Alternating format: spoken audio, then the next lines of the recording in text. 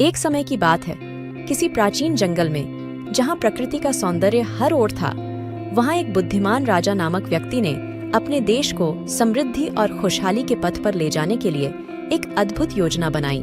उसका नाम राजा विक्रम था, जिसके देश में सभी लोग खुश और सुखी थे। लेकिन एक दिन जंगल के किनारे पर स्थित एक रहस्यमय गुफा का खुलासा हुआ। राजा विक्रम ने तत्काल अपने मंत्रियों को भेजा और उन्हें गुफा की जांच करने के लिए कहा। मंत्रियों ने गुफा की जांच की, लेकिन वहां कुछ भी नहीं मिला। राजा विक्रम ने निर्धारित किया कि वह खुद गुफा की जांच करेंगे।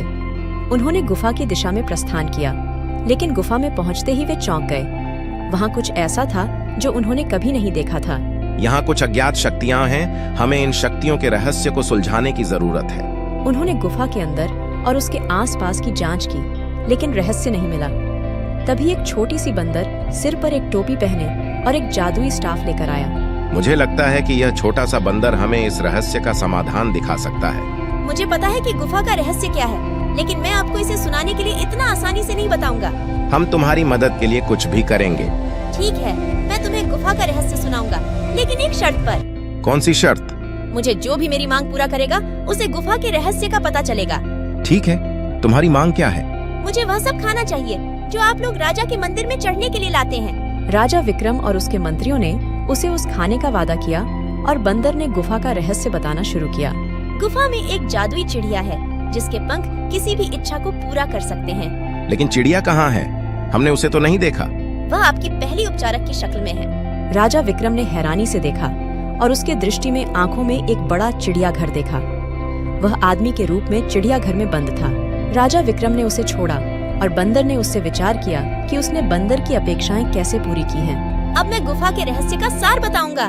राजा विक्रम और उसके मंत्रियों ने ध्यान से सुना और बंदर ने अपने जादू के साथ गुफा का रहस्य खोला।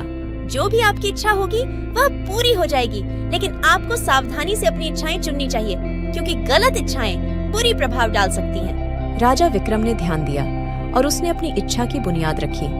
सभी लोग उसके देश में सुख और समृद्धि में जीवन बिताएं। उसने चिड़िया को ध्यान दिया और चिड़िया ने उसकी इच्छा को पूरा किया। गुफा से बाहर आने के बाद राजा विक्रम ने बंदर को धन्यवाद दिया और उसे उसकी आजीविका के लिए जाने दिया।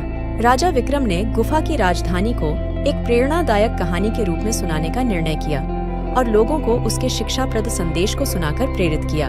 और उसी तरह राजा विक्रम की कहानी ने सुनने वालों को हर पल में लीप बंधा और उन्हें जादूगरी की दुनिया में ले जाया।